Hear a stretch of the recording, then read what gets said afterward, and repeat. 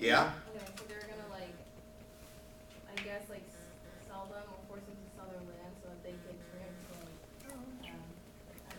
What's that called when government forces you to sell your land? Eminent domain. Eminent domain. And traditionally, eminent domain is government can force people to sell their land for what a reasonable person would pay for it, as long as it was for use for public purpose, like a road or like a park, things that everybody could use.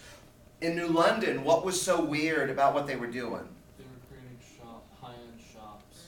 High-end shops, shopping malls, luxury condominiums, office space, hotels, restaurants, all of these things, and these would have been upper tier, so not everybody would be able to use these. Do you remember what the argument was that building this stuff would create a public purpose? The tax rate. The taxes. They said that if we improve the property value, it's going to raise taxes. If we build malls, it's going to create sales taxes. If we create jobs, it's going to create income taxes. And they said that, yeah, we're going to be forcing some people from a poor area out, but they said with all of these tax dollars, we're going to have the best police and the best fire and the best roads and the best schools and the best public services that are out there that everybody in the community would be able to use. Did they win? Yes. No. They did win. The court said that they could do this because everybody would benefit. Have they actually built the malls? No. No, they didn't. They are still fighting this. And if you notice, that article is from 2005. They are still fighting in New London, Connecticut to be able to keep their property. So this was kind of a radical thing on this. But yeah, this was about eminent domain. And I think there's one more. Actually, there's two more. Do y'all remember Not the President's Call? Yeah. There was one quickie piece that was on this. And actually, there's a couple of quickie pieces. Who has the power to declare war? Congress. Congress does. And if you remember up here, and let me zoom in just a skosh bit more. You notice up here it says, Constitution is explicit in Article 1 and 2. The Congress has the exclusive authority to decide if and when to go to war, while the President has the exclusive authority to decide how we wage that war. So it's the difference between having the Declaration, which is what Congress does, the power to declare, and then being Commander-in-Chief, running it, which is what the President does. Go ahead. So the president's allowed to drop a nuke without waging war, basically. Yeah, as long as the President can do it within 90 days. Yeah, as long as the President can do it within 90 He days. doesn't need Congress's permission to drop a nuke. If it's a situation where it's emergency, not exactly. The President can do it. The other piece that I wanted to mention up here was this assault on powers. And two terms that we haven't dealt with were checks and balances and separation of powers. Make sure that you're clean on those and make sure that you've got good examples of those. But you notice up here it says the Constitution is based on the simple but elegant notion that checks and balances require all important government actions, require at least the concurrence of two branches of government. Enacting a law generally requires action by President and Congress. Searching or arresting a person requires a request by executive and judiciary. Imprisoning a person, executive prosecution, judicial conviction, and signing a treaty or going to war require that both the President and the Congress agree. So make sure that you're clean with separation of powers and checks and balances. If you remember, I drew the boxes up there for separation of powers. And then checks and balances. If the President doesn't like a law, what can the President do? Veto. What can Congress do? With what? Two-thirds vote overrides. If now becomes law, and if you still don't like it, where can you go? Courts for what? Judicial review, and that can strike down the law. If Congress really wants that law, then what can they do?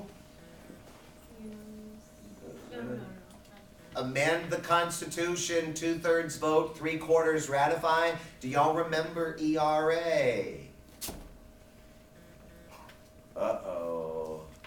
Equal Rights Amendment, ERA, the amendment that never passed. Do you remember what state it was that if they were to ratify it this year, they would be the 38th state?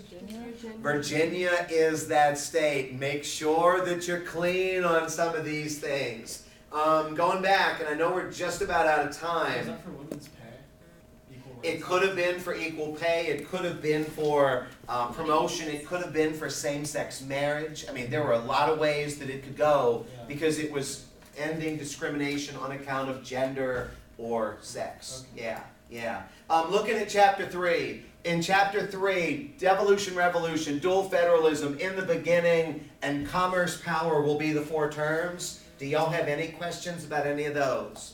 Devolution, revolution. In the beginning, and we've talked about this a fair amount, in the beginning of the country, it was the states that were the ones that were the larger power, and the federal government was subsidiary to that. So that's what we're talking about there.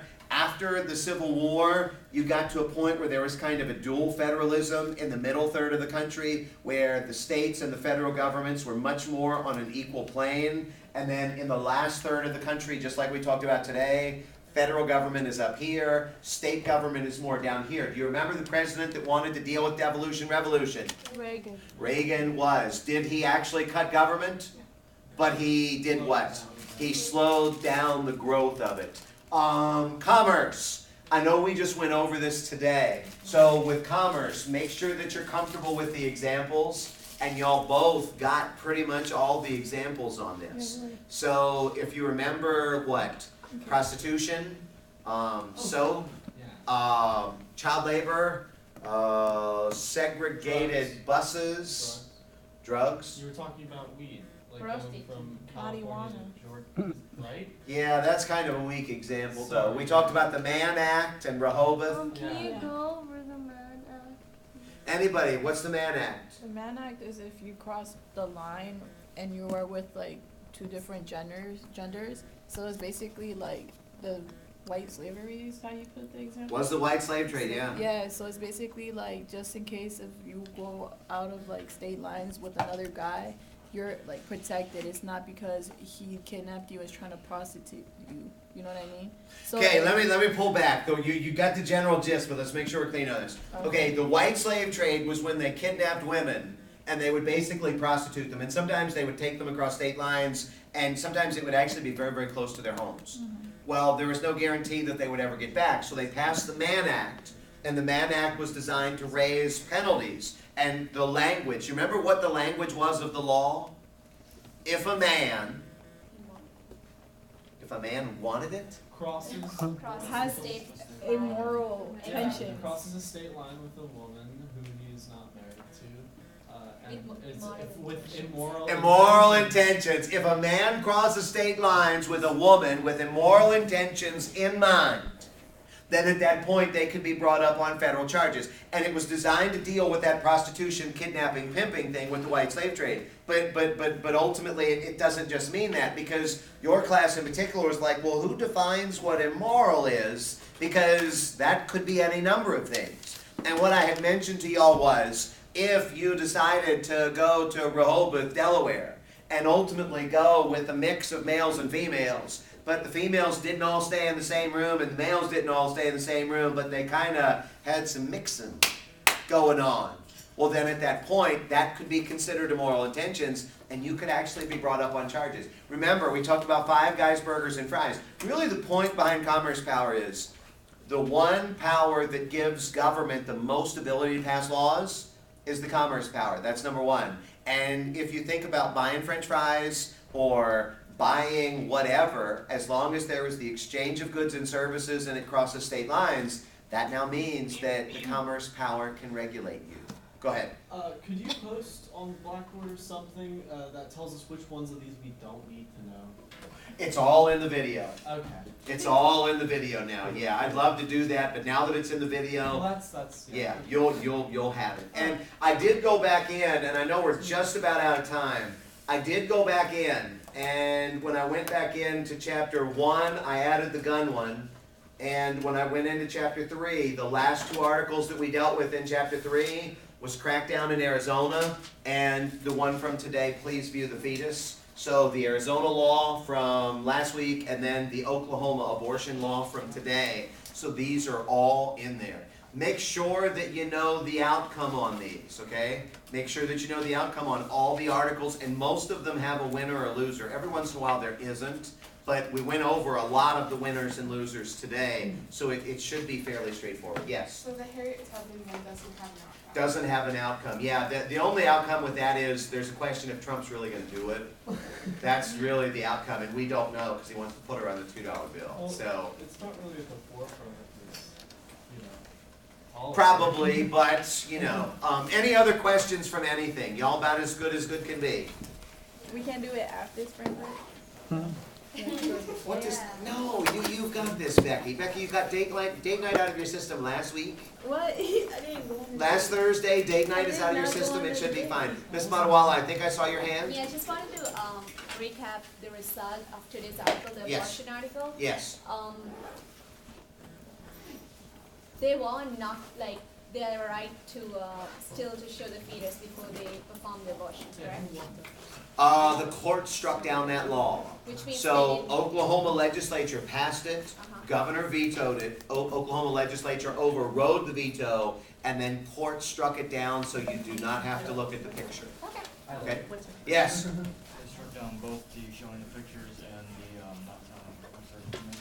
The second law is a good one too, yeah, make sure that you're comfortable with both of those laws. So they were together, they were both. And struck both of down. them were struck Can I down, say yes. that it contradicts itself, like each other? And they do contradict themselves, that would be part of a good answer, Okay. yeah. Anybody with anything else? How long is the test, and is I there don't any writing? Oh, there's plenty of writing, write your ass off. Yeah, save date night for next week, this week is about write night. I'm not going on a date, I'm single. Listen, it's okay, we're not judging. Okay, go ahead, hit it if you would.